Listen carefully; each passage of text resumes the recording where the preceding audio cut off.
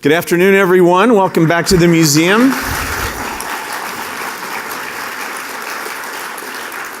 Thanks so much. Great to have you all here today. I'm John Hollar, the CEO, and I'm so happy to welcome you all here this afternoon for a rare Daytime Revolutionaries. And on behalf of our board and our staff and our members and our many volunteers, a lot of whom are here today, we're training a new docent class, and so our new docents are here today. I want to say welcome.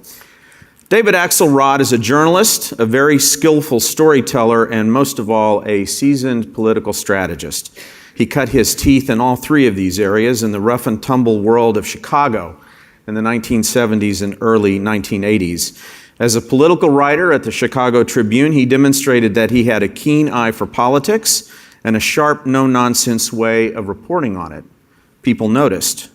One of them was a veteran Illinois politician named Paul Simon, who convinced him in 1984 to turn from journalism to strategy in Simon's underdog campaign for Senate against a powerful incumbent. Simon won, and David's career as a political advisor and message maker was born. He is now enjoying a renaissance as a writer, and boy, what a story he has to tell. His new book, Believer, My 40 Years in Politics, is a candid and gripping look at high-stakes campaigns and, most importantly, a decade at the right hand of Barack Obama. He goes behind the scenes in the book of the earliest days of the president's improbable and landmark first campaign, the turbulent days of his first term, and his successful re-election in 2012.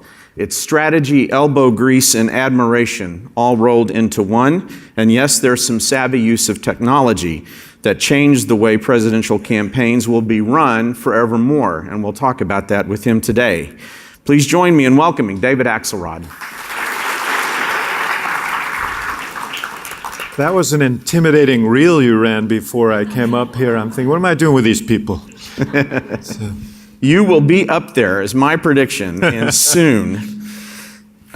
Thanks so much for being here. It's just great to have you here. I know you're on a whirlwind tour, and we're thrilled to have you. No, I'm happy to be here. Thank you for having me. Incredible place. Thank you. Yeah, got a chance to walk around before. And I saw, by the way, that Radio Shack computer, was it called the Trash 80 or whatever? But some people did call it that, yes? I did often when I lost my articles that I was trying to send over the phone lines to my office. But that was a big breakthrough back when I was a young political reporter covering campaigns. They gave us those to file on. And so I didn't check to see if it was actually my computer, but but I used those. Yeah. Well, if you have yours, we just might take it off your hands. I think I threw it out a window once in frustration. Maybe someone caught it and gave it to us. You've been quoted in one of the many articles written about this book that you wrote Believer in part to reclaim that part of your life that occurred before you went to work for the president in 2007. Why did you feel the need to do that? Well, look, I'm always going to be identified with him, and I'm proud of that, and the campaigns we ran, and I'm proud of them.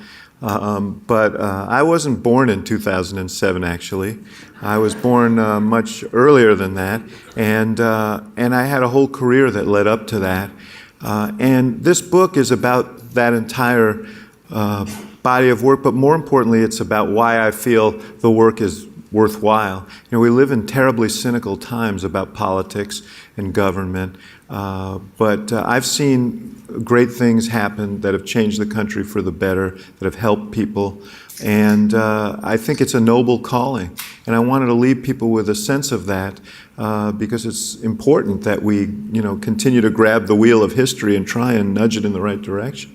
You jump into this in the very opening lines of the book when you talk about very few people can name the exact time and place where a lifelong passion began. And we actually have a picture of that moment yes. for you when you were 5 years old. Yeah. Talk a little bit about this moment. Yeah. When you're 5, you don't really show up that much in the picture.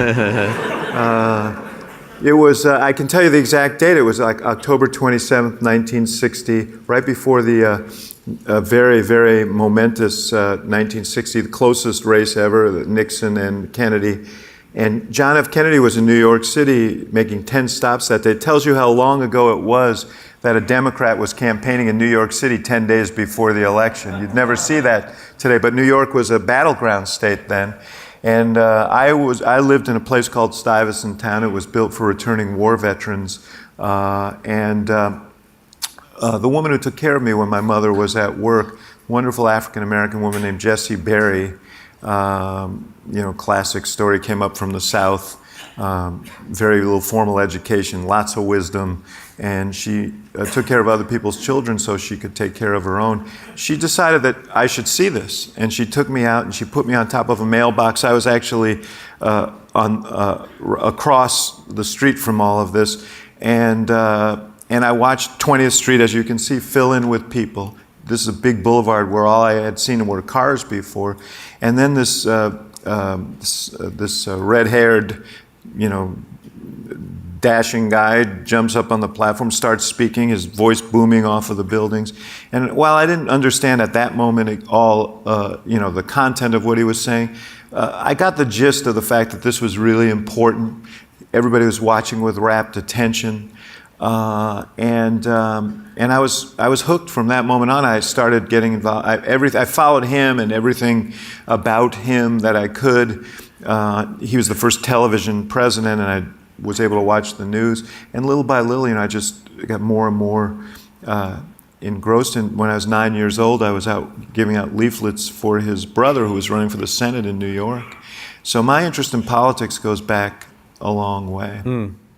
And then, as a teenager, you start to combine it with your other passion, which is journalism, and politics and journalism begin to mesh for you. Yeah. Why do you think those two things happen? Well, some of it was because, I went to the University of Chicago when I graduated from high school, and I chose the university for three reasons. One, it was a fine university. I knew that. The second was it was more than 600 miles from New York, so I knew my parents would never surprise me with a visit. But the third reason was that Chicago was a really fascinating political town. This was 4 years after that very momentous Democratic convention in 1968. Mayor Richard J. Daley was still active, the last of the big city machines. And the University of Chicago was situated on the south side of Chicago, where there were these stirrings of a black independent political movement that ultimately helped propel Barack Obama to the Senate years later. But so I thought this would be a really interesting place to be. And the problem was, when I got to the University of Chicago at that time, I couldn't find anybody who wanted to talk about anything that happened after the year 1800. And so in order to sate my interest in politics, I started writing. I was always interested in newspapers. My mother had been a journalist. But I thought I could satisfy my curiosity about the politics of Chicago by writing about it. And I got a job writing for a little community newspaper about politics, and I kind of became a little expert on all of the 50 wards and the ward committeemen and the aldermen and all the Byzantine history of all the wards, and it was Byzantine, and parlayed that into a job at the Chicago Tribune. And as they gave you that send-off, we have another... Oh, this was from another. My first newspaper job was in New York City, yes. I went back, when I decided that I wanted to write for papers, I went back to New York, and I knocked on 75 doors, I think, asking them to give me an internship or a job. I needed to get paid, and finally I came on this newspaper, the Villager newspaper, which was once a very proud institution in Greenwich Village, but the Village Voice kind of overtook it, and now they really had very little staff, so they said, well, we'll pay you $50 a week and you'll do everything. And I actually stayed including eating rubber cement, by the way, but I stayed for 6 months. I missed a quarter of school, and they did let me cover everything, and this was something that a phony front page they made up for me when I finally went back to school. But I went back to school with a body of work that I could then go to the paper in Chicago with, the local paper in Chicago, and get a job writing there. So this was where it all began. Yeah. See, I had more hair then. everybody who's laughing so hard out there is about our age, and we all look the same way in Yes. 1972 or 73. Yeah, those were the days. Lanky with hair. So you wind up at the Chicago Tribune after obviously a long career as a young man, already covering politics, and you have a great career at the Tribune. You're doing a lot. I was really lucky. What you wanted to do. It was an extraordinary. I always say I attended the University of Chicago, where I was educated at the Chicago Tribune. I started there 2 days after I graduated. And I was an intern for the summer, and we all were competing for jobs. So I was working like 25 hours a day trying to get a job, and I did. And the city editor, and it was sort of the end of the front page era there, and you had editors who just loved news, loved stories, encouraged you all the time. And the editor said, you know everything about Chicago politics more than anybody I have in this newsroom, but you don't know how to be a reporter yet. And so we're going to put you on nights. And I spent 2.5 years on the night shift at the Chicago Tribune covering, murder and mayhem, which, as it turns out, was good preparation for covering Chicago politics. And it was, but it was a great, great experience. And they used to take me off of this beat to every election season to cover whoever they thought would be the losing candidate, just to give me a little taste of it, because they knew how interested I was in politics. So in 1979, they said, okay, well, this woman, Jane Byrne, is running for mayor of Chicago, and she got no chance. But you can come off of nights for a few weeks and cover her. And of course, she won, like an incredible, upset victory. That it snowed for 40 days and 40 nights before the election, and that was the end of the great Chicago machine in some ways. But then there was an opening on the political desk, and since I was an expert on Jane Byrne, they moved me over at an early age, and I very quickly moved up. I became the City Hall bureau chief. I had a column. I was the principal political writer. So it was a wonderful experience, and I did move up pretty rapidly. So when Paul Simon came calling in 1984, what appealed to you about making that switch from journalism Well, there are two to things. campaigning? One is I actually had become a little disillusioned at the newspaper in the last couple of years there, and you saw the leading indicators of what was going to happen in the industry. They didn't think their margins were big enough, and they brought in a new management team, new editors, and the whole attitude of the newsroom changed in ways that I found depressing, frankly, and so I more and more was starting to think that maybe if I really loved journalism, maybe I should do something else, because I wasn't going to be able to do it in quite the way I wanted to. And then Paul Simon came along, and he was on me for some time to go to work for him. Paul was, I don't know if any of you remember him, but he was kind of the Orville Redenbacher of Illinois politics. He had big horn-rimmed glasses, bow tie, as earnest as could be. He used to wear, this is Paul, his suits were always way short. And it turns out that one of his constituents died and bequeathed him their suits, and he just never had them altered. So you talk about authentic. But Paul was also a guy I felt was a kindred spirit. He had quit college when he was 19 and bought a newspaper in Southern Illinois and used it to kind of crusade against a crime syndicate down there that kind of dominated the politics of his area, and he tried to get people to run against them, and no one would. So he ran for the state legislature and got elected, and went as, I think, a 21 or 22-year-old to the state legislature. And he was a guy, where he was from, John, was deep Southern Illinois, closer to Little Rock than Chicago, and yet he fought relentlessly for civil rights. Not a popular position. He was a reformer in the Illinois legislature, which is a little bit like arriving from Mars, but he was relentless in that. And yet he had good relationships with all the political players as well. He had a wonderful touch with people. And I just thought Paul was, if I was going to leave the newspaper business, I was going to leave for someone who I knew would never embarrass me, who I knew I would always be proud of, and I left, I went over there as the communications director. That was what he hired me to do, but there was all kinds of turmoil in the campaign, and after a few months, I found myself as the campaign manager in this nationally important Senate race. Running against a very powerful Charles incumbent. Percy was a 3-term incumbent and had a lot of virtues. He unfortunately was a moderate to liberal Republican. By the way, he was the chairman of Bell and Howell at the age of 28. I mean, he was like a boy wonder in business and in politics.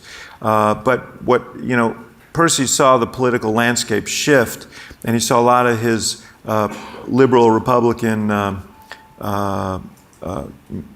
compadres, comrades, Javits and Case, and people like all defeated by right-wing Republicans, and the Reagan Revolution came. So he started shifting his positions to try and get right with the base of his party on things as fundamental as school prayer and some other things. So he became very vulnerable because the moderates didn't trust him, the conservatives didn't accept him.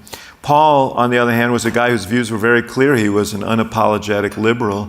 And what was interesting about that election was that he won, we were able to win a quarter of the conservative vote because people said, well, I don't agree with him on everything, but at least I know where he stands. Our slogan was, a senator you can count on.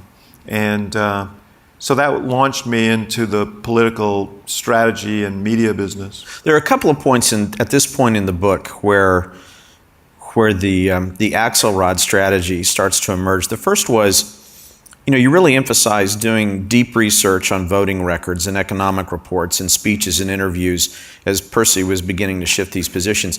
That wasn't so easy to do in 1984. Why did you choose to go so deep on that? Well, because I think you want to authenticate your argument. And there were little nuggets. I'll give you an example. Percy cast what was a technical vote on behalf of a kind of abstruse codicil somewhere in legislative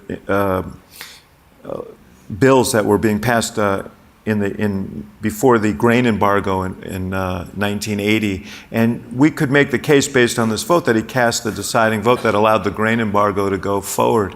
It took a lot of effort to find that vote, but it also was a devastating fact for farmers downstate who generally were voting Republican,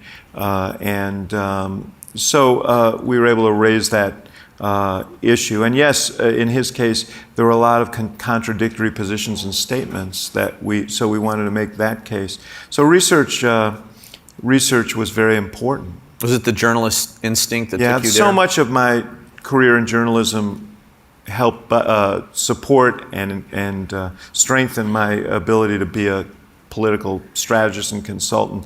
The biggest was when you're a reporter, and you were a reporter, so you know this.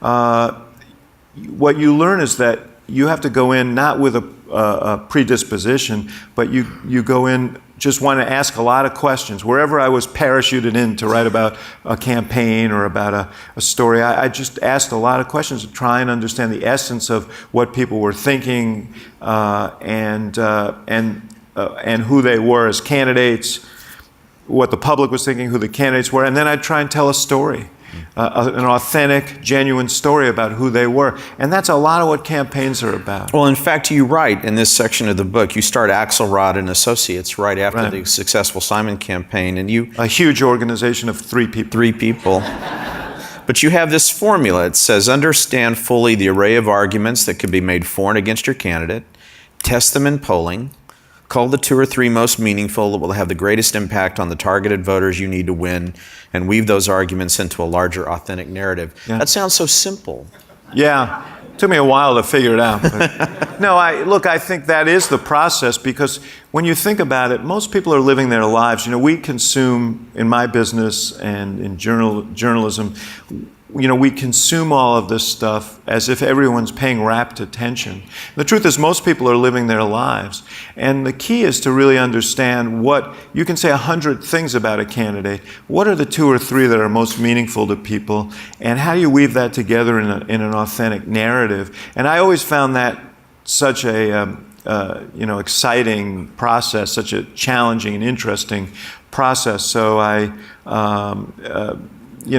after a while, you begin to see the patterns. One of the interesting things is, I run this Institute of Politics at the University of Chicago now, but I taught at Northwestern University for years about political communication. And what I found in teaching, and I'm sure those of you who have taught sense this as well, is that you make so many decisions that are instinctive when you're involved in a political campaign or any other pursuit, and you've mastered it in some way. But teaching causes you to slow down and say, well, actually, this is why I use this voiceover, not that voiceover, this picture, not that picture, this fact or this word. And all of that is a process that I learned over time. Mm. So you have a lot of success in Chicago and Illinois political campaigns, and then in 1991, Bill Clinton emerges as one of the front runners for the presidency. And there were two colleagues that you'd worked with on the Simon campaign who will sound familiar to people who follow politics, David Wilhelm and Rahm Emanuel and James Carville. They were all there together. They were all there. They were there together already. Yes. And they reach out to you to be the communications director. So what did you think of that opportunity and of Bill Clinton at that early stage? Well, when David Wilhelm called me in the spring of '92, Bill Clinton was already en route to being the nominee. It was clear he was going to be the nominee. They were kind of getting their team, buttressing their team for the general election. And David Wilhelm had worked with me on the Simon campaign, Rahm as well, and we worked together on Daley's. We knew each other well. They obviously recommended me, and I knew Clinton. He had come through town in '91. I began to, like so many people, I saw great promise in him, and we developed something of a relationship. And so David Wilhelm called and said, "Governor would like you to come down here to Little Rock and be the communications director." My instant reaction was, this is the job I always wanted. This is it. I mean, right in the middle of the action, this guy could well be the president of the United States. And I was intoxicated by the prospect until I realized what it would mean for my family, because I had 3 children by this point. One of them, my oldest child, Lauren, from the time she was 7 months old, developed epilepsy and had really uncontrolled seizures, what would amount to 19 years.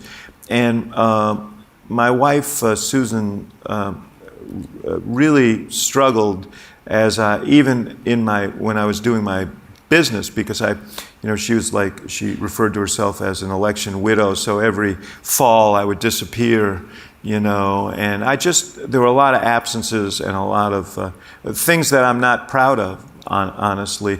But that was a defining moment in my life, because I realized if I left, that it would probably destroy my family. At least my relationship with my family, and put untold burden on my wife, and really abandon my kids. And that if he won, then there'd be pressure to go to Washington, and our whole support structure was in Chicago. So I called David back the next day, and I said, I can't do it. And he said he was disappointed and so on. I said, well, what are you going to do with that position? He said, well, I guess we'll have to give it to George. And I have to say, this worked out it worked out best for me.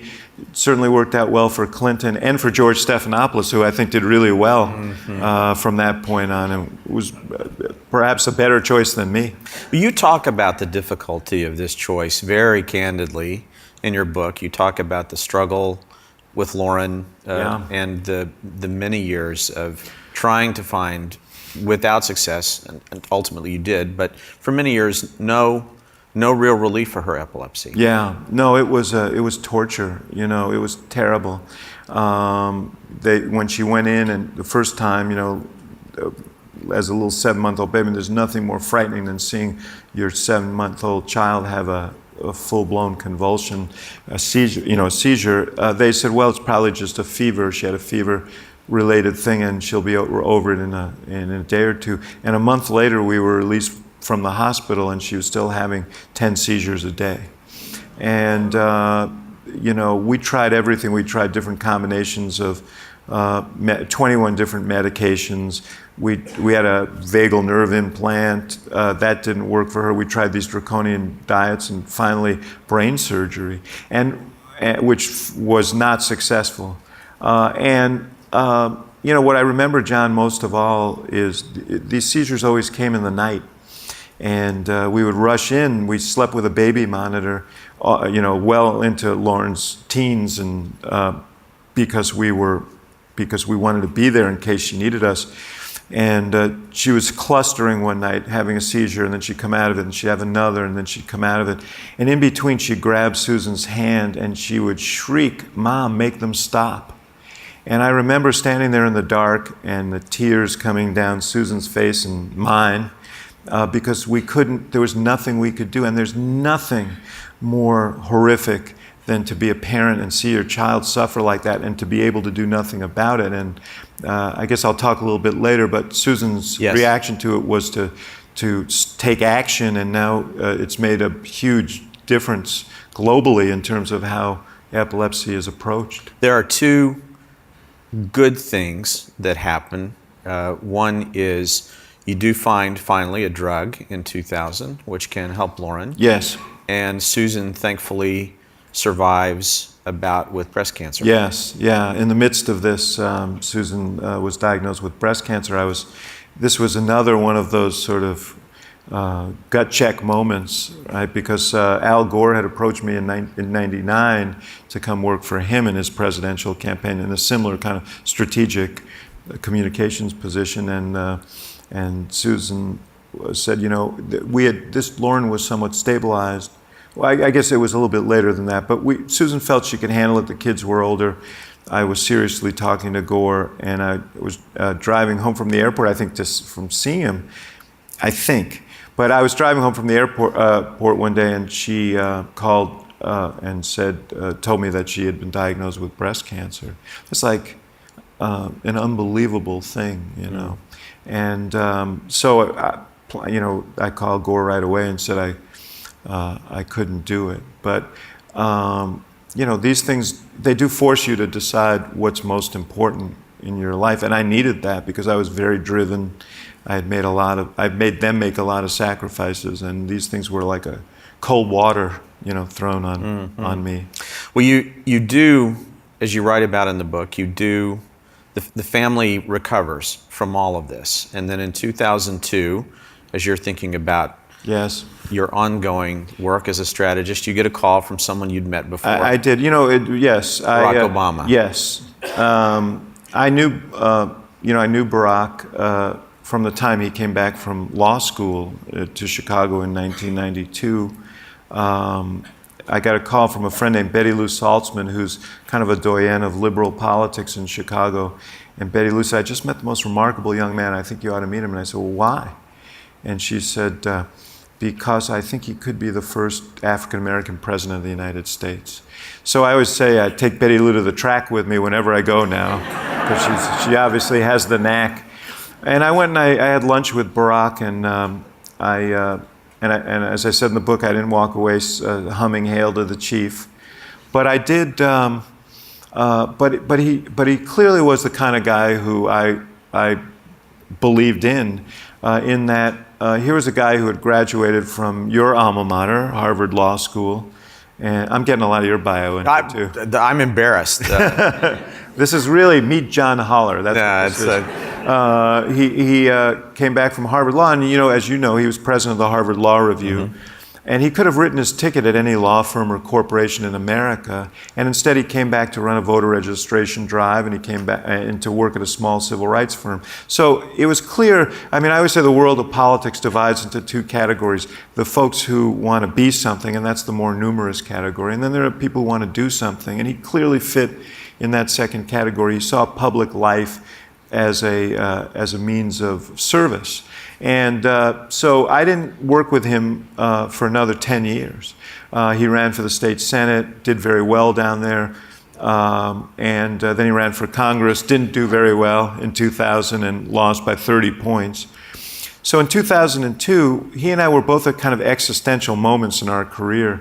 I was kind of very, very much wrestling with the cynicism of politics, and the cynicism of my own business, because I had an old client, and whose name you also may remember, named Rod Blagojevich, which always engenders the same reaction.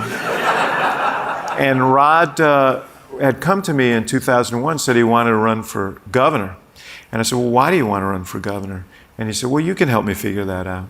And I said, look, if you don't know and I have to figure it out for you, then you shouldn't run. That's not my job. And I walked away from that. And he hired a very proficient firm out of Washington and they ran a great campaign, and they did all the state-of-the-art things. They used all the techniques that I was familiar with, and the last governor was already also on the way to prison. George Ryan, which is not painting a pretty picture of the land of Lincoln here, I guess. But so Rod ran improbably as a reformer. And he ran on a no-tax platform in a state that had real economic problems. But the polling said that was the way to win, and that's what he did. And I was just very depressed when in the summer of 2002, it was clear he was going to win. And it forced me to question whether this was a business I wanted to be in. I didn't get in as a business. I got in for other reasons, and my idealism was being tested. And at that moment, Barack Obama called. And he said, look, I got one race left. I told Michelle, it's up or out. I got to either make a living or I have to succeed at this, but I can't keep running. And I want to run for the U.S. Senate. And he was not in any way a leading candidate for the Senate in Illinois. There was an incumbent Republican who was vulnerable, but there were lots of Democrats running who had more money, better name recognition. He was a guy named Barack Obama 1 year after a guy with a similar sounding name took the World Trade Center down. He was an African-American guy from Chicago in a very large and diverse state. So it wasn't obvious that he could win. You said something in the book that you recalled seeing him in action in an earlier political situation, and your impression of him was tough, unsentimental, even bruising when the situation demanded. Yeah, well, I mean, first of all, you had to be that way in Chicago. You did, and probably in many levels of politics. When he ran for the state Senate, he ran because a woman was retiring from the Senate in order to run for Congress. She lost her primary. It was a special election. And she had anointed Barack. She had endorsed him. And then she decided that she wanted to run for her old seat. And she asked him to stand down. And he wouldn't. And instead, he challenged her candidacy petitions, which were deficient. And she was removed from the ballot. I mean, that was a tough move. And he's made, I've seen him make calls like that when he had to. Honestly, you don't get to be president of the United States if you're not at times willing to make the tough political call. But there was something more, right, which ties right into the title of your book. Yeah. There was something about him you saw that in this moment of kind of being tired of the cynicism and the acrimony, well, look, I saw something different. Yes, I did. I mean, I saw a guy who actually, as I said, who actually believes that there are more important things than winning elections, and saw elections as the opportunity to get things done that could actually help people move the country forward. He believed what I believe, that there was meaning in politics. The epigram in my book is from Robert Kennedy, said, "The future is not a gift, it's an achievement." And really, that's a challenge, which is what can we do together to shape the future in a positive way? And that's how Barack viewed politics. So yes, he was tough enough, but he also was idealistic about what the ultimate goal of serving and running and serving is. So I said to my wife, Susan, look, if I could, I can make a lot more money working for one of these other guys, but if I could help Barack get elected to the U.S. Senate, that would be something that I could be proud of for the rest of my life. And that's when our partnership began. And we had this remarkable race for the U.S. Senate that was really a forerunner to the presidential race that just swept the whole state up in this wave of idealism, this sense that change was possible. And I learned a lot about him during that campaign. The first thing I learned was, he was down in Southern Illinois, right where Paul Simon was from, at a VFW hall, and a kid who was traveling with him called me and said, "Gee, we had a great session down here." And I'm like, "You're kidding." And Barack called that night, and I said I was sort of surprised to hear that. He said, "Why are you surprised?" I said, "I don't know. Black guy from the south side of Chicago named Barack Obama in deep southern Illinois in a VFW hall sounded challenging to me." And he said, "No, you don't get it." He said, "These people are like my grandparents from Kansas. They're just like them. And I talk about my grandfather being in Patton's army and my grandmother who was a Rosie the Riveter, and we have a great time." And I realized that this guy was comfortable in any room in which he walked, whether it was a VFW hall downstate or an inner city church or a Tony suburban parlor. He was comfortable in all these venues. The second revelation was early in our relationship in early 2002. The Senate was considering, the U.S. Senate, he was in the State Senate, the U.S. Senate was considering the Iraq resolution, whether to authorize use of force in Iraq. All the other major candidates, Democrat and Republican, supported that because it was popular at the time. Obama, the same Betty Lou Saltzman who introduced me to him, was involved in an anti-war rally, and she asked him to come speak. And he said, "What do you think?" And we had a discussion. There were a few people in his group who thought it was too risky.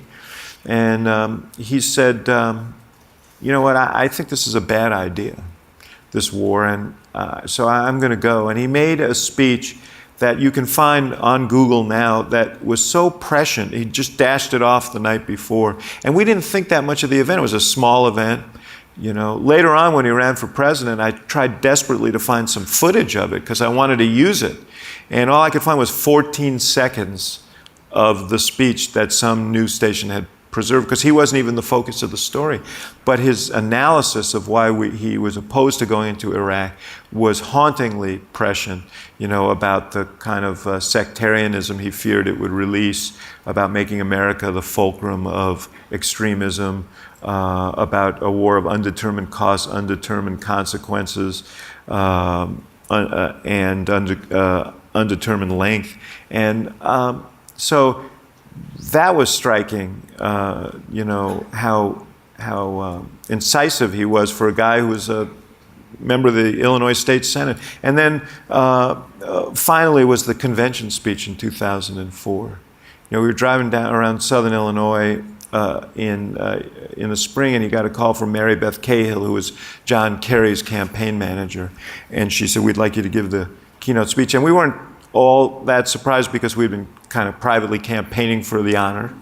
And but when he hung up, he said, I know what I want to say." And I said, "What's that?" He said, "I want to talk about my story in the context of the larger American story." And for the next few weeks, as he drove around around the state and was in the state Senate, he'd go into the men's room and he'd scribble stuff down in between votes. And he pulled this speech together, and he sent me this speech in July, end of June, early July. And I was on vacation, and I was handing one page after another to my wife, Susan, and I realized after about the third page, this is going to be one of the great convention speeches of all time. This was an incredibly good speech. And so, I learned a lot about him during the course of this campaign and his prodigious capacities. And it was kind of thrilling to see what I had there in my client, There's so many great moments that what you write about in the book in this 2004 Senate campaign, and there's one that I just want to relate. You're with the president and Michelle, Senator Obama at that point, or the Senate campaign, Senate candidate Obama, and there's a commercial that you're shooting. Yes. And at the end of it, he says, "I'm Barack." People ask whether we can change Washington. I'm Barack Obama. And I approve this message to say, yes, we can. And then he wrinkles his nose and says, "Yes, we can." He said, "Does that seem a little corny?" Yeah, he says, "This is too corny." And I'm like dying, right? Because I wrote the script. It was the first ad we did in the Senate race. And to me, the "Yes, we can" slogan, tagline, really summed up what we were all about. First of all, it was about we and not him. It was what we could do together. And it was affirmative at a time, even then, of great cynicism. It was about the fact that together we could actually make a difference. And so I was really committed to it, and I made my case, And Michelle Obama was sitting on the staircase. We were shooting in someone's home. And she wasn't really deeply involved in the campaign, but she wanted to see him shoot his first commercial. So she's there. She had her head on her fist, and he said, Mish, what do you think? And she just kind of shook her head and said, not corny. And he said, okay, great, let's go. So, all my professional advice was not all that persuasive to him, but she was, and thank God she was there.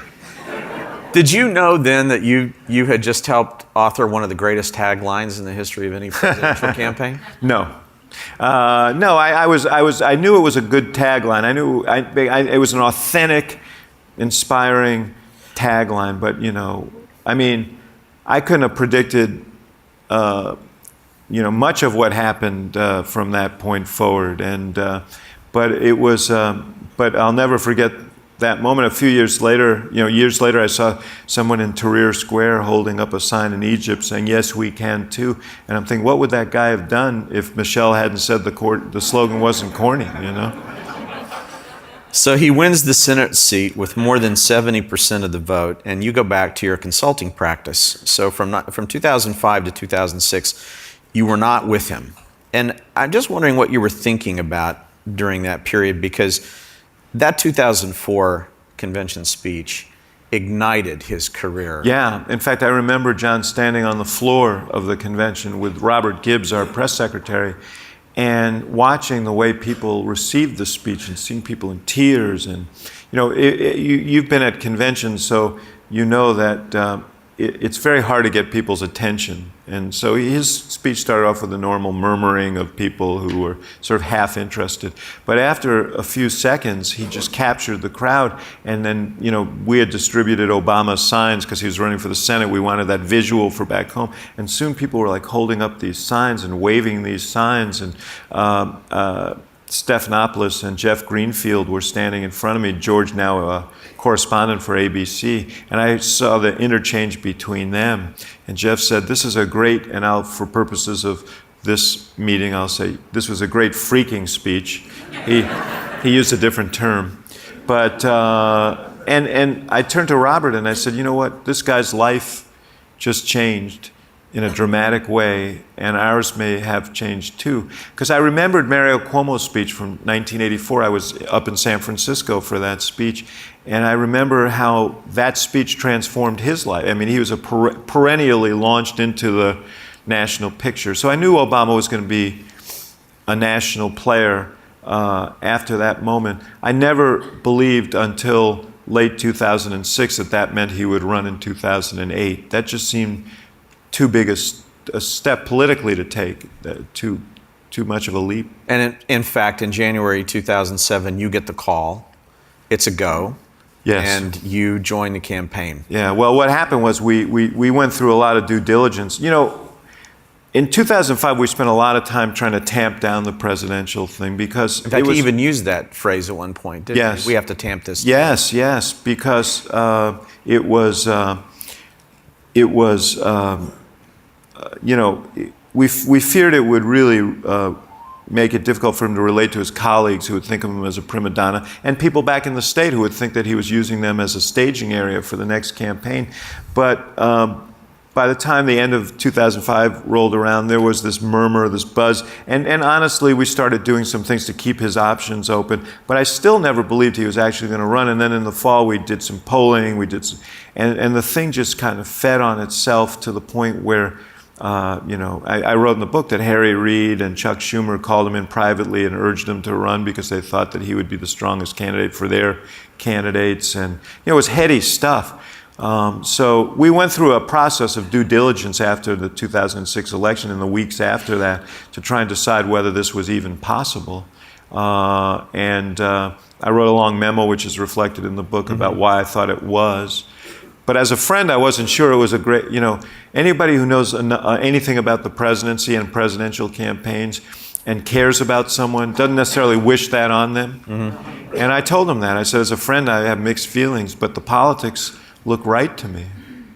How does he make a decision like that? After you've given him all the due diligence and the advisors close to him, you've written a long memo, a lot of which you do quote in the book.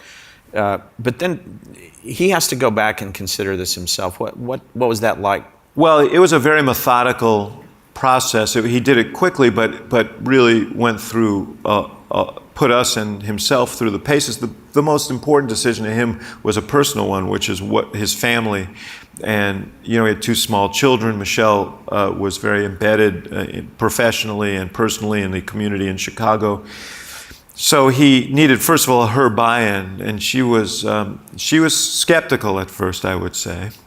But he also needed to persuade himself that this was the right decision for his kids, and he knew that he was going to be on the road relentlessly for the next couple of years. Interestingly, one of the appeals was when you're president, you get to live above the story, And so he actually, if he got elected president, would see more of his kids than he did as either a state senator or a U.S. senator. So there were the personal calculations. The second was, is this doable? And David Plouffe and I and others went through a lot of work to ascertain whether it was possible. We can talk about that in a second. And the third was, could he provide things that no one else could provide? In other words,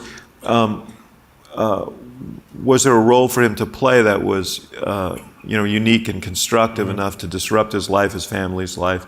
Michelle asked him, "What can you bring that no one else can bring?" And obviously, he had been opposed to the war. He had a different view on some of these issues, and that was clear. But he said, "There's one other thing." He said, I think when I get elected president, when I raise my hand, there are millions of young people who are going to look at themselves differently in this country."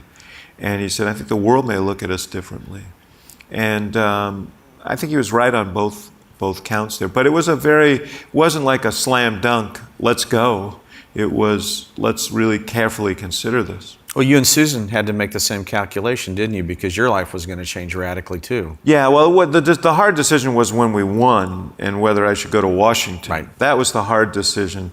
I'd spent a lifetime avoiding Washington.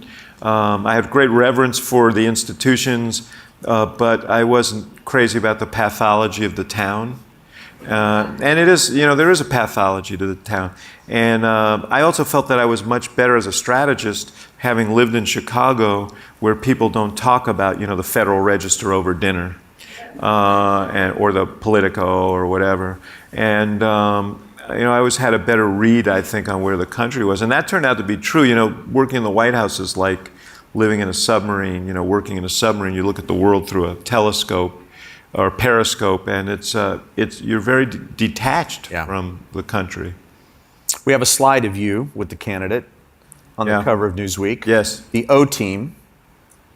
The headline there says, "Obama has shown he can run a campaign. He better get ready for a war."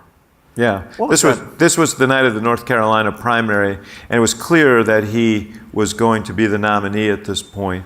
And I think the war they were referring to was the general election campaign. Exactly.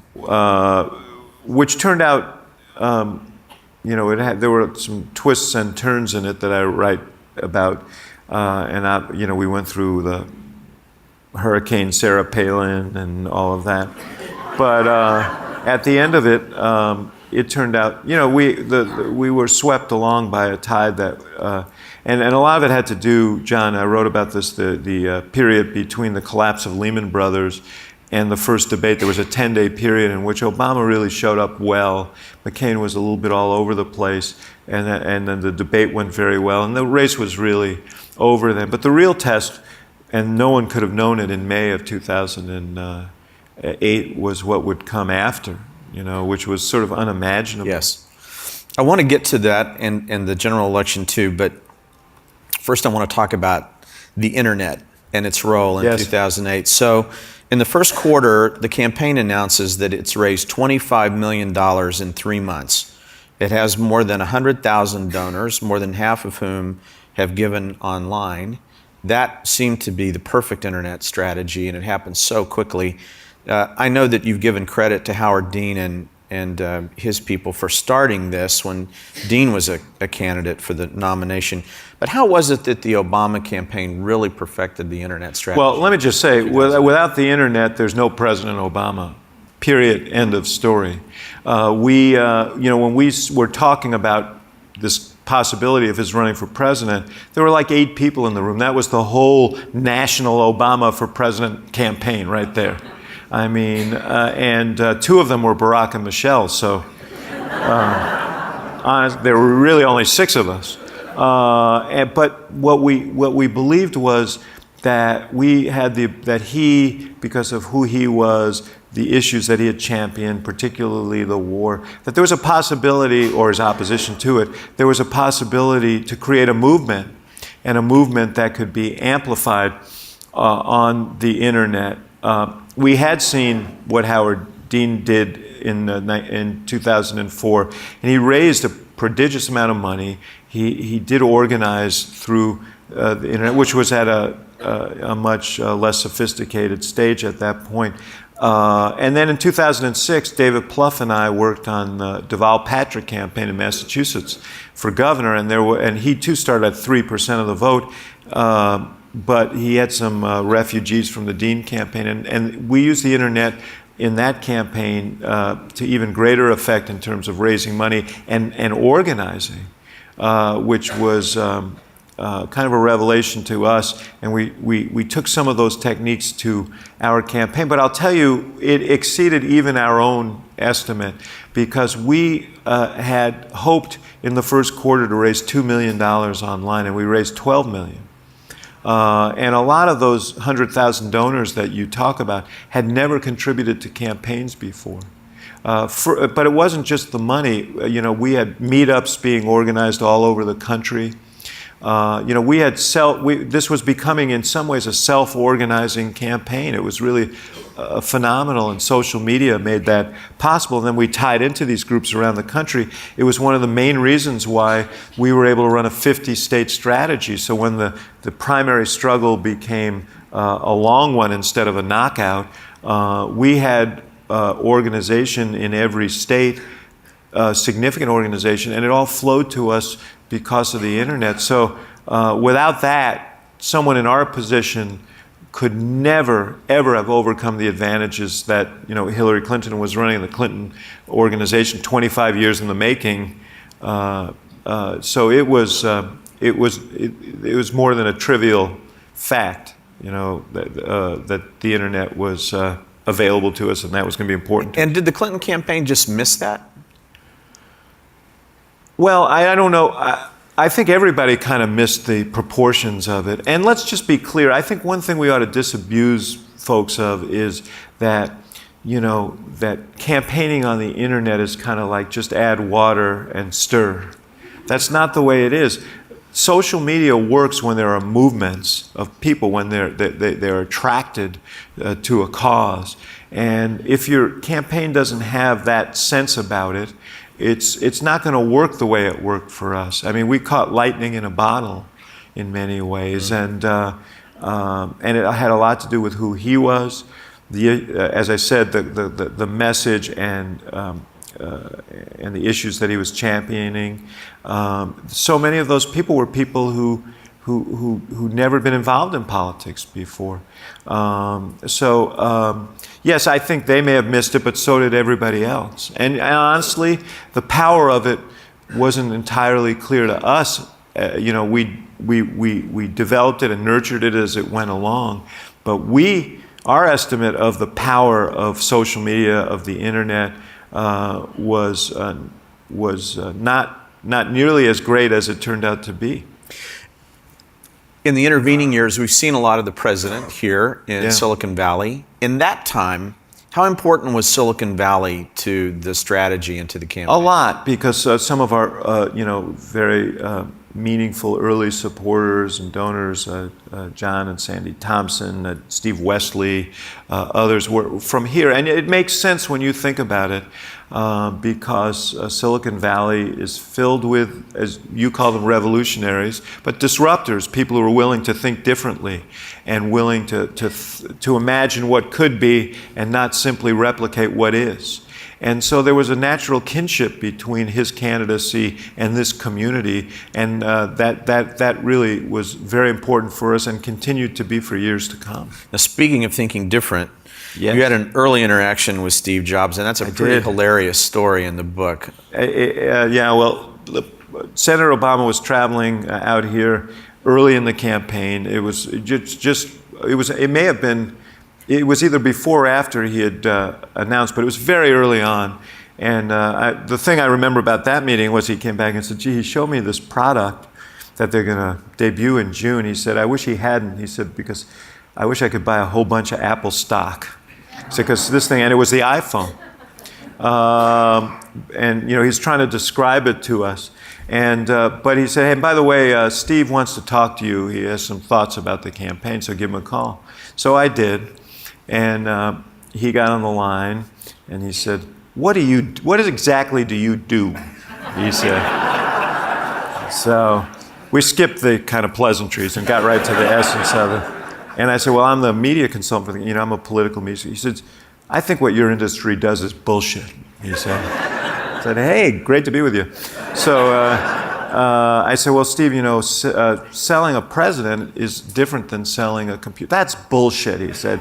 I don't believe. What's your communications plan? And so I got about 10 seconds into that, and he says, I don't have time for this. He says, I'll talk to you later, and he hung up. So that was my brush with greatness. The next conversation I had with him was in the fall of 2008, and now the logo that my team designed was as famous as the logo that his team designed, and he was more receptive, I'd say.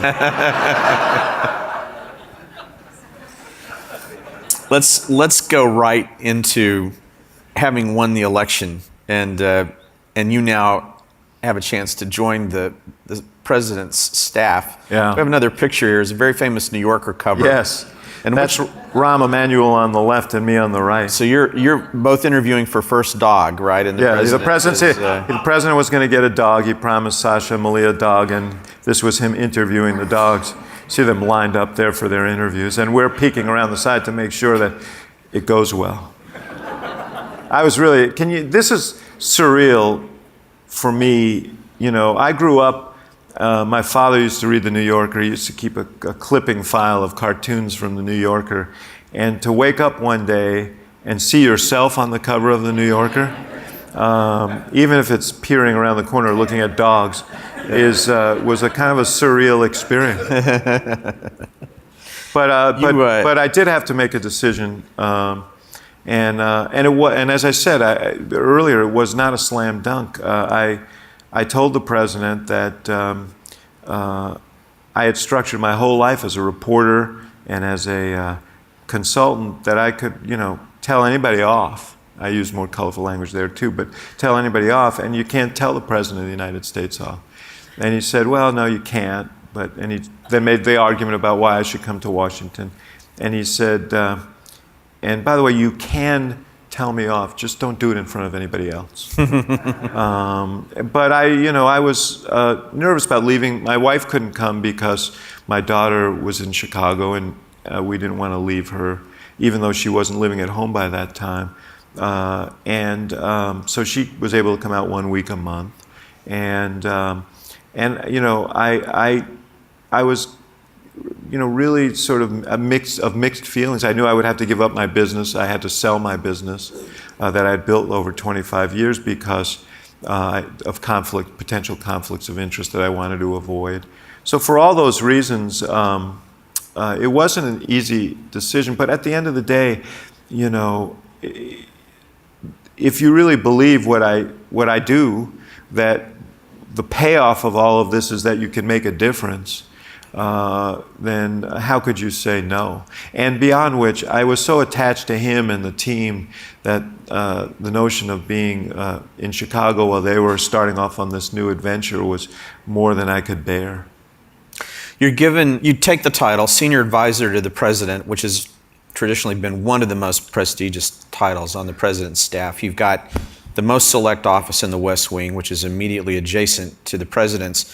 And you write that there is no easing into life in the White House. It operates at full bore every hour of every day. Now, you were talking earlier about what it was like in January 2009 with the financial system under such stress, the auto industry almost under collapse, the president with enormously high expectations.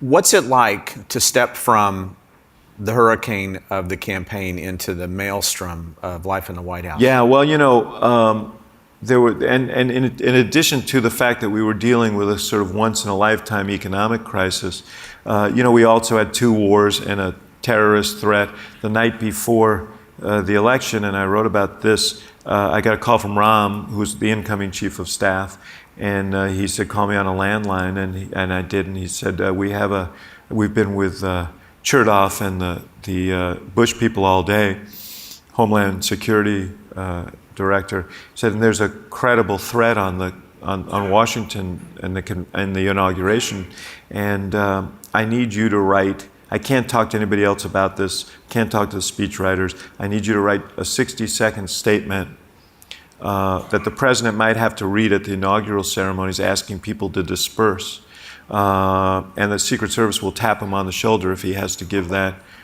speech, and meet him in the speaker's office, which was the staging area before and he said, don't tell anybody. You can't tell Susan, my wife, you can't tell anybody. So I lay awake that night in my apartment. Susan and my son Ethan were staying there, and I heard sirens in the night all night, and I couldn't sleep, and I was thinking, I wonder if this is related to that. And then in the morning, she and my son were going off to church services with the Bushes and the Obamas. I had to go do television, and I so wanted to tell them not to go. I was so worried that something might happen, but I was bound not to tell them. And nothing trains the mind more than these kinds of experiences. And all of a sudden, campaigns are serious, the stakes are important, but they're nothing like this. And the same was true in the economy. We were counseled that we had a 1 in 3 chance of sliding into a Great Depression. You never think of that when you're running for president, that this might be the reality you confront. And he was called upon to make a series of decisions, each of which were as unpopular as they were necessary. One of them you mentioned was to intervene to save the American auto industry, which everybody now says, oh, that was a no-brainer. Wasn't then. The polling was death on it. And even in Michigan, people didn't want the government to intervene on behalf of the auto industry. And we had a very dramatic series of meetings about it, which I write about, in which he ultimately, I told him, polling and this is not good. And others made their presentation. The auto team said that, what they thought the odds were of success and so on. And he said, look, I know what the polling is, but if we let these companies collapse, we're going to lose 1 million jobs with a supply line in the middle of the worst recession since the Great Depression. He said, I think, if we can get them to, if we can leverage our position to get them to rationalize their businesses, and everybody makes sacrifices, and they start making cars that people want to buy in the 21st century, we should do it. And so, on this and so many other things, I always say I like him so much because he listened to me so little. Just so everyone knows, you did find a chance to slip him the note that said, please disperse. I did. It was actually and he never looked at it. He just put it in his pocket. He knew exactly what it was. This sort of a side note to that was that while I was waiting for him, President Bush came in the final moments of his presidency, and I went over to him because George W. Bush and his people were incredibly gracious to us in the transition. All of our counterparts called us, invited us over to the White House, to talk about what their jobs were like and give us sort of a primer on the White House. Bush himself invited all the former presidents to have lunch with President Obama, and they were really gracious, and I wanted to thank him for that. And I went over and said, Mr. President, I was television all morning, and I was talking about you. He says, I don't watch TV, I didn't see it. And I said, well, let me tell you what I said. I said, you guys conducted yourselves as great patriots during this period, and we're really grateful. And he was very, very warm, and he put his hands on my shoulder and said, Axelrod, I've been watching you, which kind of made my blood run cold, actually. And I said, and he said, you're all right. I think you're going to do all right. He said, just hang on here, because this is going to be the ride of your life. He said, and you'll never experience anything like it, and it's going to go by real quick. He said, so appreciate every moment. It was an incredibly warm thing for him to say at that time, and it really has framed my view of him. I don't agree with the decisions he made as president. And as I said to you, John, before I came here, I also have learned, working in the White House, to respect anyone who takes on those unbelievable burdens. But I'd like to believe that we can have respect for each other and even like each other, even as we disagree in our politics. I think it's something we should strive for. Speaking of the burdens, you write in the book, after talking about all these amazing stories about the first few months and the burdens of the office. You quote the president. You're in Los Angeles Yes. for an event, and you quote him as saying, "You know, I love this job. I love diving into problems, but dealing with some of the people you have to deal with and the whole cable thing wears you out. I'll be honest. 4 years might be enough." Is that how quickly the bloom comes off the rose for a president? Well, I don't know, but I don't think the bloom may come off the rose less quickly for other presidents, but we had particularly thorny problems. Yeah, you did. It was a kind of a maelstrom from the moment we arrived there. Now, I've said about this, I knew he was weary at that moment. But he also said if we can solve these problems, and it was very unlikely that we were going to be able to get done what he wanted to get done. But well, it says a lot. But the life of a president in modern times is, you're bombarded every day with, every single day in Washington today, because of the nature of the media environment and our politics, is election day. Every day. Every step you take is seen through a political prism.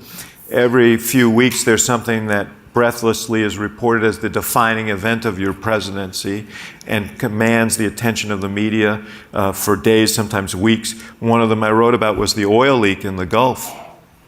When it happened, everybody said, "Oh, this is Obama's Katrina. He can't get it stopped, and this could destroy him." The defining event of his presidency.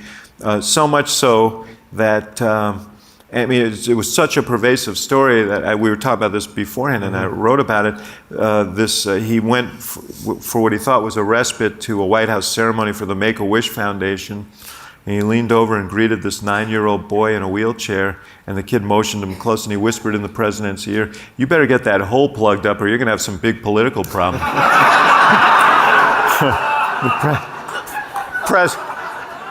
The president came back and said, "Golly, man, I thought this was going to be, I was just trying to be nice to the kid."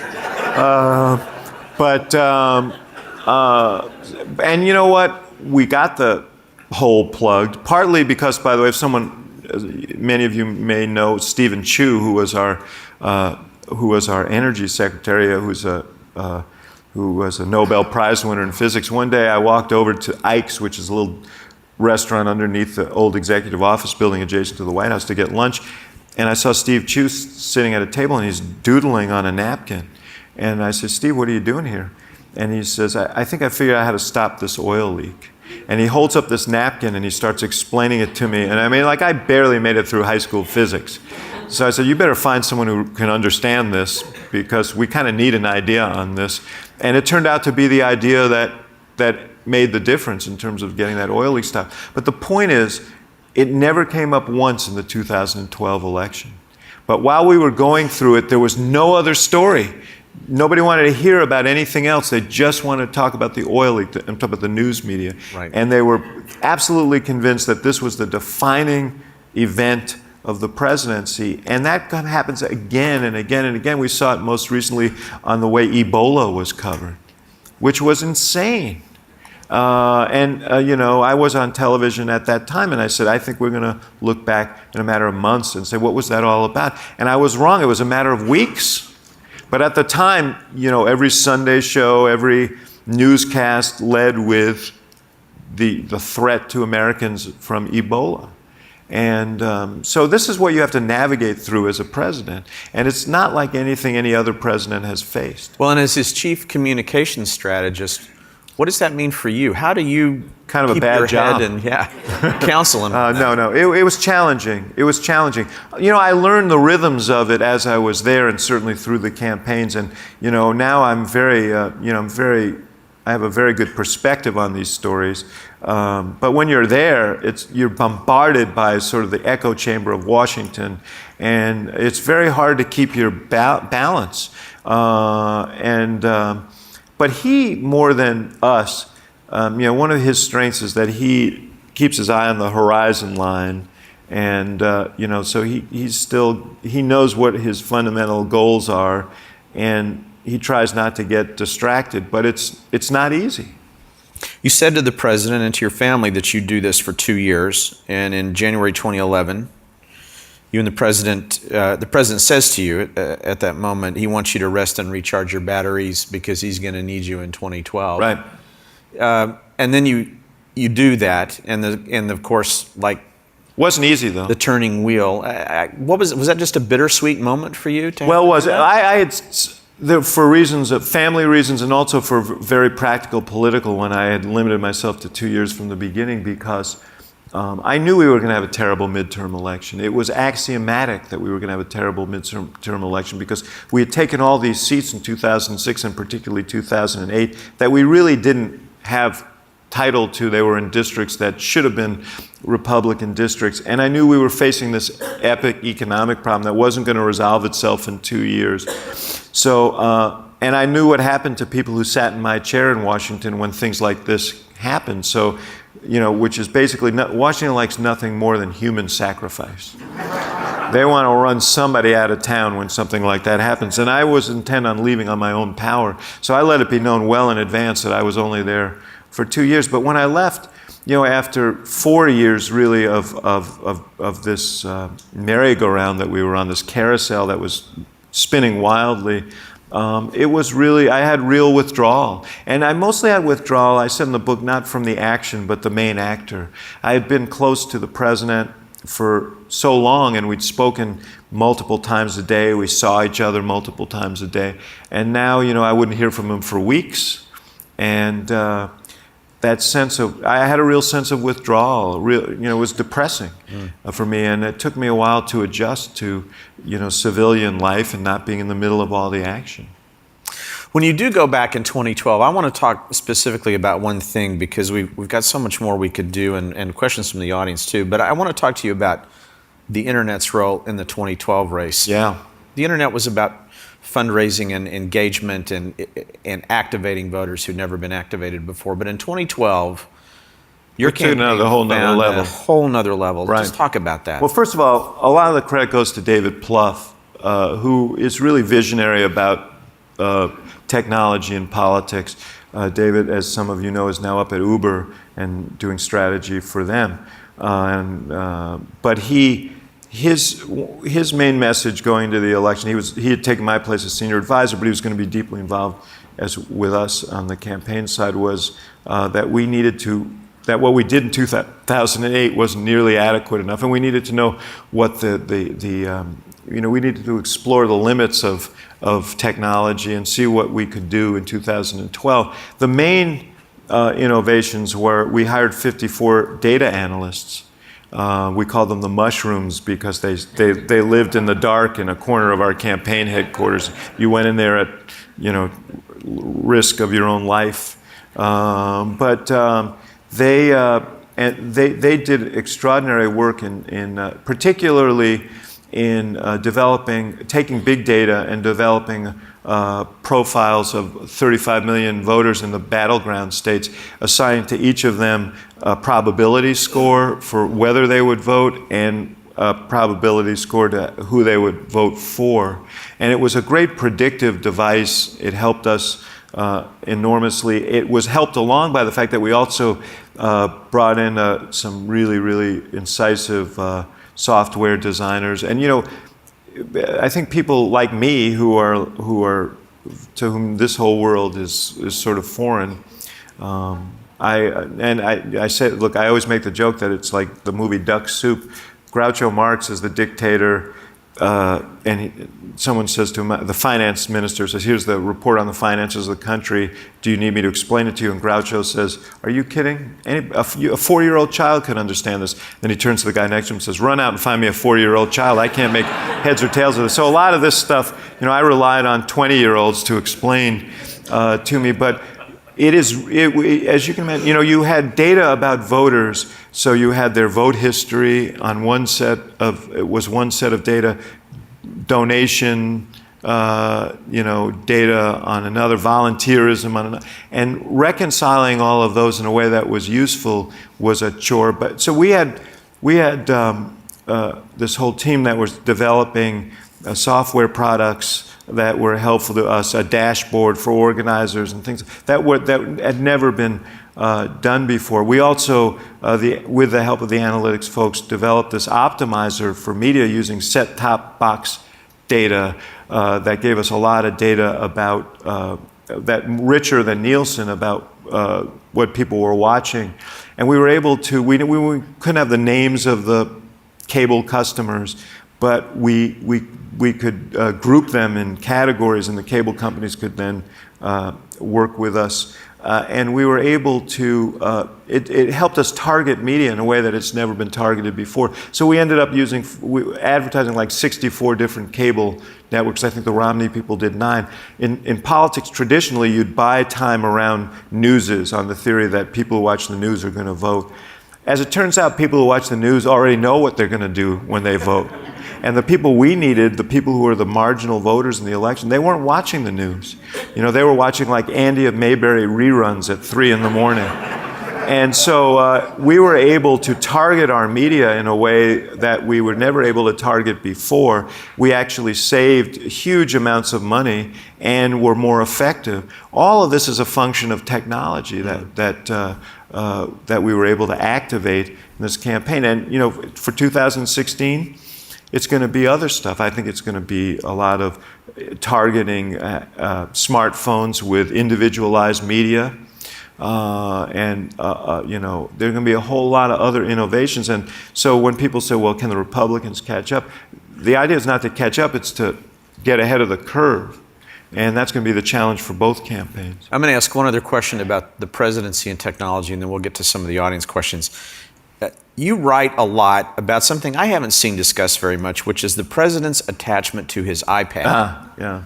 And there are several scenes in the book where you talk about the president reading his iPad and how he keeps up with coverage and polling results and speeches. Well, and like obscure blogs and you know, every president, and he won't like me saying it, but every president says, I don't read that stuff.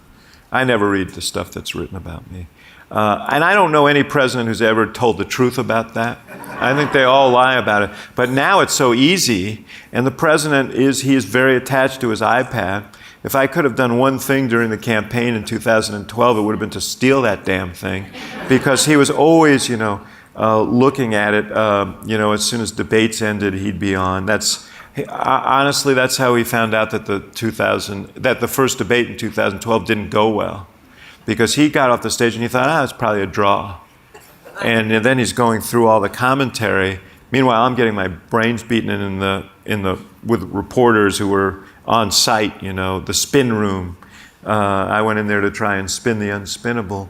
And I got out of there, and the president called and said, so it looks like the consensus is we didn't have a very good night. And I said, yes, that appears to be the consensus. But yeah, he's a voracious user of his iPad. Better the iPad than you. Yes. I'm never going to look at my cable set-top box again. I don't know, after that strategy that you used. All right, let's get to some of the questions because they're really outstanding. You are working with a lot of young people at the Institute of Politics, and this is a question that's right on point for you. The most recent midterm election had the lowest voter turnout in 70 years. How do we motivate young people to vote in congressional races like they did in both of President Obama's campaigns? Look, that's the lock that Democrats have been trying to pick for some time. And, you know, the more Congress provides a bad example, the less people are eager to vote because they think that there's no stake in it. And you know, what's interesting to me in working with young people today is I honestly think this is the most public-spirited group of young people that I've encountered probably since I was a kid in the 60s, but they're very skeptical about politics. Not cynical, which is refreshing, but skeptical. And they want to change the world, but they don't necessarily think politics, government is the way to do it. You know, they think starting an app is the way to do it honestly, or organizing through social media. And you know what? There's a lot to that. And government could learn a lot from them. But I always tell them that Congress is going to meet with them or without them. And Congress is going to take decisions that are going to affect all the equities they care about, whether it's human rights or climate change or education or, if we have folks across the political spectrum, so whether, it's entitlement reform, whatever it is, Congress is going to make these decisions. And you really don't have a choice if you care about these issues but to get in and try and influence the direction that is taken. And we haven't broken through in that regard. We used a lot of technology in 2012 as a party. The Democratic Party did. 2014, I should say. The same technology that we used in 2012 to try and target voters and, communicate directly with them on things they care about, and the same optimizer and all of that stuff. But, the sense of movement wasn't there, and they didn't respond. So I wish I had the answer to this question, but I think it's one we have to really work on, because right now we have two electorates in America, the presidential electorate and the congressional electorate, and they're significantly different. There's a third drop-off between presidential and non-presidential years, and that's why you have a Congress that is so different than the verdict of a presidential election. I'm always kind of amused that the leaders of Congress, Republican leaders of Congress, say the president hasn't heard the will of the American people, but they think the will of the American people is only expressed on the off-year elections. Like when the presidential elections happen, that's not the will of the people. Mm-hmm. But we have to figure out a way to and let me just say the last thing about this. This isn't just on the politicians, okay? This is on people as well. Democracy is not democracy is a participatory exercise, and we all have a responsibility here. And it's okay to complain about the government you have, but only if you're willing to get involved and try and shape it. And if you're sitting out the elections, then don't come back to me and say, "Gee, I really don't like the outcome."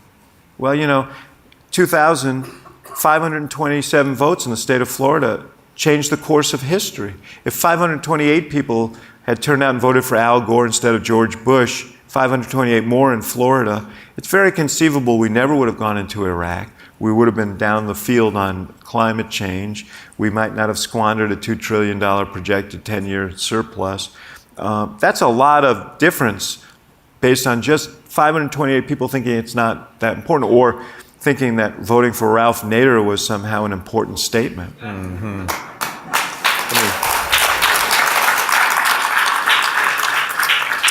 We'll get through these questions by midnight at the rate I'm going. There are a lot of, we can't do them all, but I do want to ask another two or three. One, and there are a lot of them about this here, I'm just going to group under the heading money. Yeah. What is now the effect, in your view, of this incredible influx of money into so many elections? Well, it's pernicious, I think. It's pernicious because office holders have to spend so much of their time chasing it and have to be thinking about what the implications of their decisions are in those terms. Most of them do. We live in a new Gilded Age, and we have oligarchs, just as we did at the end of the 19th century. That's what gave rise to Teddy Roosevelt in the Progressive era, where we tried to put some limits on all of this. But here's what I would tell you from my experience. I believe in cleaning up the campaign finance system, but I think we've in many ways failed spectacularly. Since Watergate, we've implemented a lot of reforms, and most of them have created a cottage industry for lawyers who then find a way to circumvent them. And what we've done is we've succeeded. And the Supreme Court, obviously, their Citizen United decision just, completely roiled the waters and opened the door to to a flood of money. But we've made the system sneakier. And so much of the money that comes into the system, we don't even know we don't know the sources because of these rules that allow people to give unlimited amounts of money and not reveal. So the first thing we need to do, I think, is insist that every dollar that's spent in campaigns is accounted for, so at least we know where it's coming from and people can judge it on that basis. And that would be a start. Now, last point on this. I write in the book that we, as a campaign, were complicit in some ways in this proliferation of money, because in 2008 we chose to go outside the system and not be limited in the general election to $80 million in exchange for public financing. And we ended up, raising over the course of the primary and general $800 million. We did it because we were worried about third parties like the Swift Boat Veterans for Truth, who sunk John Kerry to a large degree in 2004. We didn't want that to happen to us, so we wanted to have the dexterity, the flexibility to deal with that. But the consequence of that is it helped accelerate the proliferation of money in politics. And now you're looking at this could be between the super PAC that candidates create and fundraise. You could see a $2 trillion campaign on each side, just the candidates and their super PACs this time. That can't be good. Cannot be good. I just want to show you what happens when you come to accept audience questions at the Computer History Museum. You see this? Well, I'm going to have to put my glasses on to see it. This is printed on a label and pasted onto the card. This is really good. Someone came prepared, and it's multiple choice. So maybe what I'll is hand this you the code? pen and the past 3 administrations have been marked by extreme polarization, with the opposition party never fully accepting the legitimacy of the office holder. Is this A, the new normal, B, a coincidence, or C, a misreading of history? Well, thanks for giving me. I'm always eager to get multiple choice. I think part of the polarization is what I suggested, which is, you were getting this very disparate kind of turnout in national elections and off-year elections. And I should say that in national elections, the drop-off, that third that drops off, tend to be minorities, tend to be young people, tend to be people who play big in these national elections. And it speaks to the demographic changes that are going on in our country. I don't know that this is the new. I mean, we do have a redistricting issue. I know you in California have tried to solve it in an interesting way. But in a lot of states, you've got this gerrymandering that is really severe. So it used to be, Rahm Emanuel always says, it used to be that voters would choose their representatives. Now representatives choose their voters, through the redistricting process. And that has led to a situation where the only thing that people worry about are primaries. And that has created a lot of polarity. And then, when you add self-sorting of where people live and choose to live, that exaggerates that effect. All of that said, I think that democracy is a self-correcting process. That's what we've seen for 239 years. And I have hope that people will demand something more, demand greater cooperation. I think you see some of it right now. I think there's less belligerence, or there's more of at least a tip to the notion that maybe we can find some things to work together on. So I think, again, I'm going to throw it back on the public and say when the American people demand better by participating in the process, we will get better. I'm going to ask one final question and then give you a chance to talk about something I know that's very close to your heart. Yeah. And then we're going to ask you to close with a reading, as we do all of our authors. You wrote a memo to then Senator Obama in 2006, which you called the Bush-Clinton saga, and it was part of your analysis. Some things never go out of fashion. How that could be changed. Well, that's what I want to ask you about. In a 2016 campaign that appears to be likely to involve both Hillary Clinton and Jeb Bush, what should we make of the Bush-Clinton saga? Well, obviously these are enduring franchises in American politics. But here's what I believe. I think that there's going to be a lot of focus on this issue until the campaigns begin. And when these candidates go out and start articulating where they want to lead, I think the focus is going to shift to the consequences of the decision that we're going to make for a president and the future. I think that Hillary Clinton is very likely the nominee of the Democratic Party in 2016, but she still has to go out and articulate the rationale for her candidacy. She has to be the candidate she was in 2008, not 2007. After we beat her in Iowa, she became a much more connecting, visceral, I think revealing candidate. I think she needs to be that.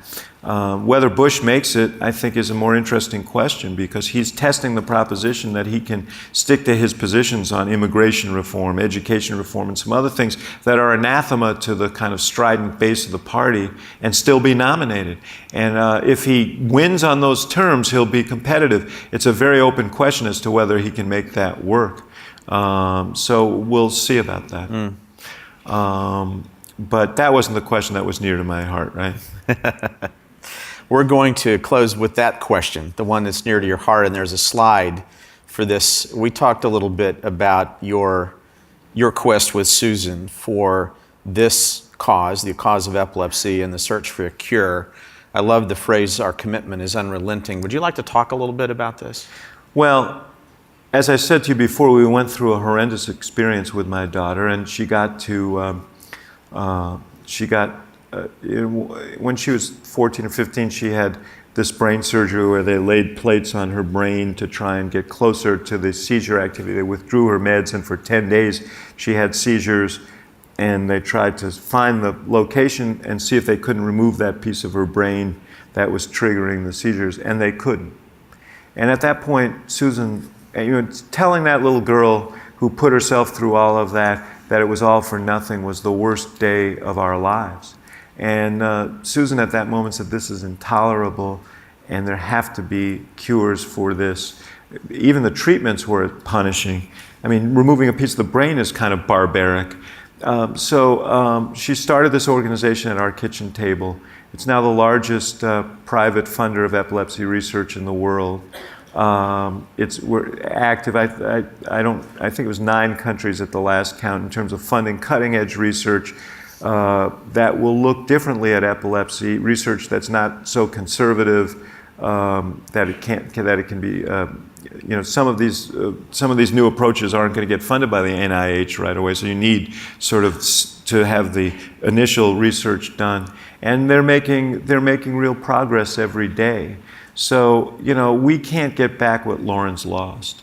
We can't get her childhood back. We can't get back the capacities that she has lost. But this would be a great legacy if we could help other families and other people who are dealing with epilepsy avoid the heartache that we've known. And that's why our commitment is unrelenting. All we have to do is reflect on our story, and there's so many other stories that people share with us, many of whom have lost their children to epilepsy or seizures. Seizure-related causes claim 50,000 lives a year. So it's a real serious problem. I want to say one other thing about this, John, and I know I'm holding people over long, and I apologize. I mentioned that I had concerns, or I think I mentioned, about the health reform that the president was, the political demands of it, that I thought it was going to be very, very challenging. It turned out to be very, very challenging. But once he made the decision, I was all in. And every time it looked like it was going down, he stopped. He stopped that conversation by saying, no, we're going to move forward. And he was heroic in that cause. The night of the bill passed, we were all in the Roosevelt room, which was adjacent to the Oval Office and my office. And as the votes came in, I kind of reflexively got up, went into my office, and closed the door. And I started to cry, and like big heaving sobs, not little sniffles. And I was wondering, I was questioning myself as to why I was so emotional. And I was so emotional because we were among those Americans who almost went bankrupt. When my daughter was young, the insurance was inadequate. We were paying $10,000 a year out of pocket or more for her treatment, and I was making $38,000, $40,000 as a newspaper reporter. And it was it was just a nightmarish experience. So I went and found the president after I collected myself, and I said to him, I just want to thank you on behalf of all those families who won't have to go through what my family went through. And he knew my story well because he's a good friend of mine. And he put his hand on my shoulder and said, that's why we do the work. And that in a way sums up my whole message. There's meaning to all of this. It's not just a game. It's not just about whether the red team or the blue team wins. It's about what we can do together to solve big problems and move the country forward and make the future a little better than the past. And that's why I'm a believer. We have a passage.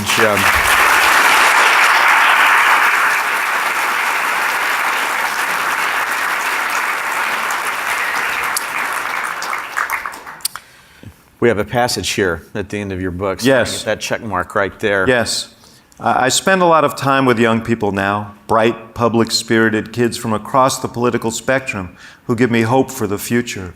They treat each other respectfully, even when they don't agree. They care deeply about the community, the country, and the world around them. They want to have an impact, but they're not sure that politics is a viable path on which to do that.